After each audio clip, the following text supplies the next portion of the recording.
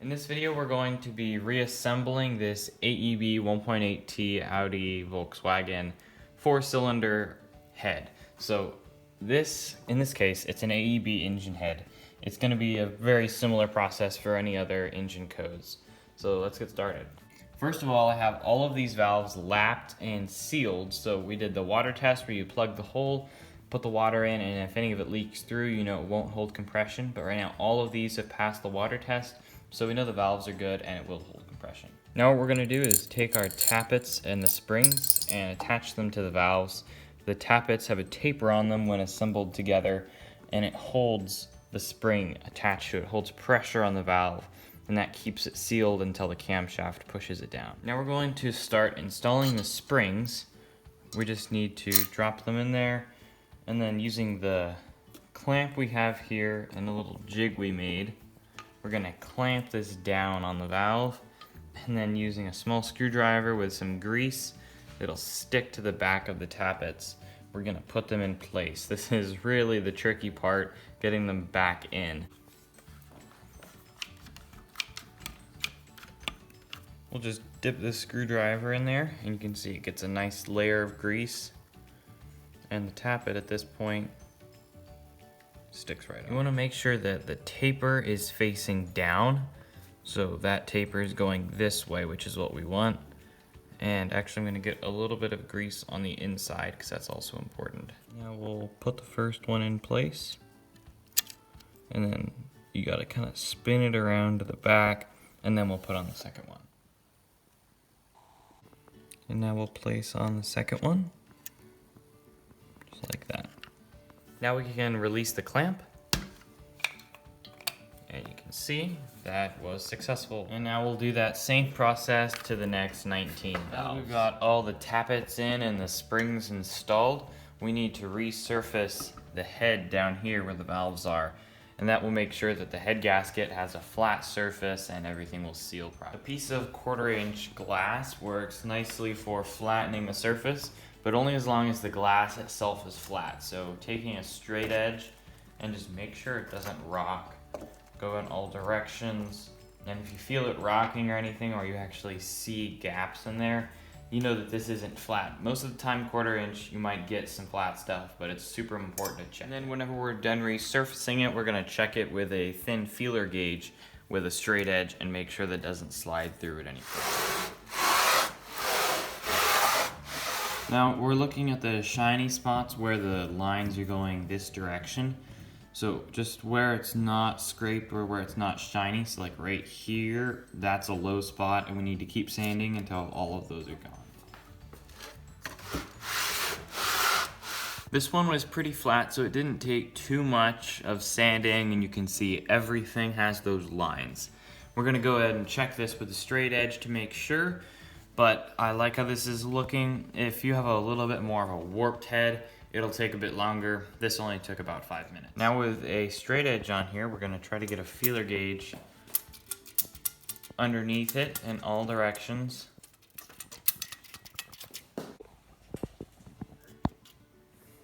One of the really important parts to check is here in between the cylinders, because if those are low, the compression can transfer. It won't work well at all. It's super important that these are all the same. If one is worn down, oil will leak, a lot of things will go wrong. We're gonna put in the valve lifters with all the old oil scrubbed off of it. We're gonna put some fresh engine assembly lube on it. Makes everything slide together a little easier. Whenever you start the engine for the first time, a lot of the oil is going to be drained out of here, so that's why it's nice to put this assembly lube and oil all the parts whenever you're putting them on, because it'll take a minute for the oil to pump up in here, so we need to make sure there's oil on it so it doesn't run dry. Now we can go ahead and put in the camshafts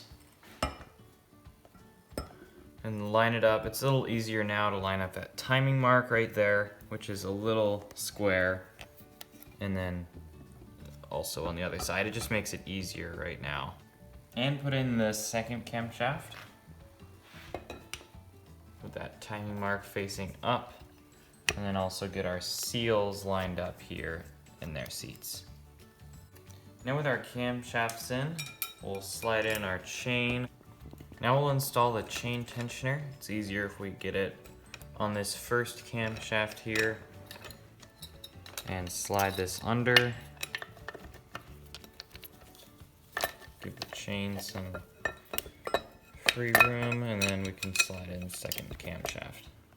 Both of these timing marks need to be pointing straight up, and then it'll also change whenever tension is placed on here.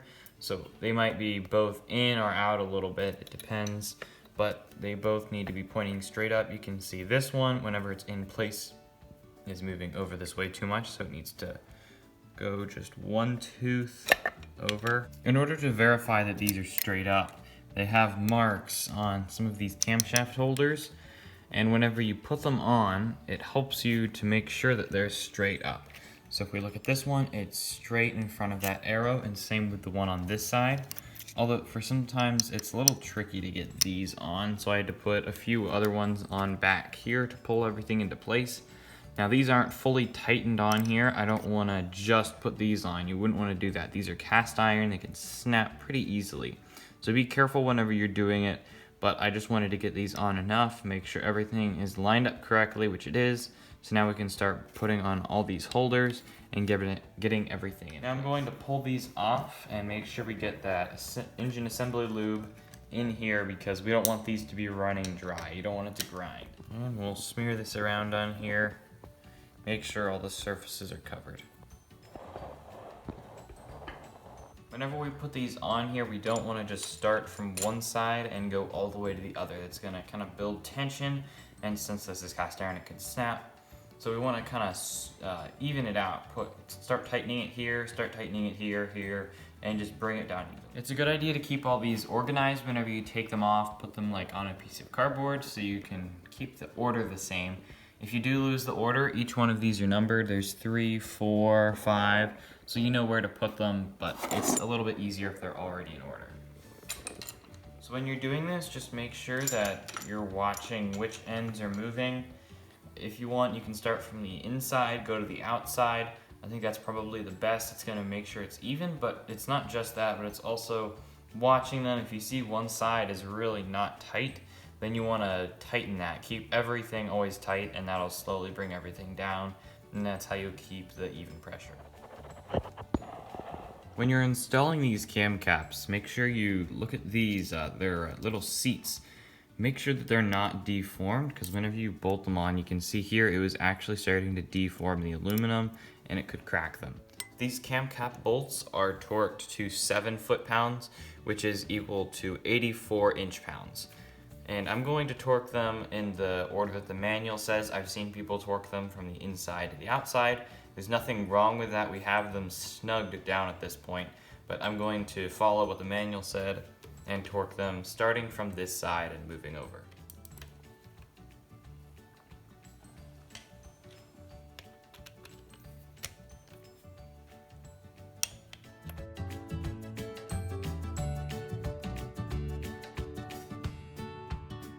Now this is ready to be put back on the car with everything torqued, everything timed. We have the valves lapped, they're seated, and we've resurfaced the head, so everything is done and it's ready to go back on the car.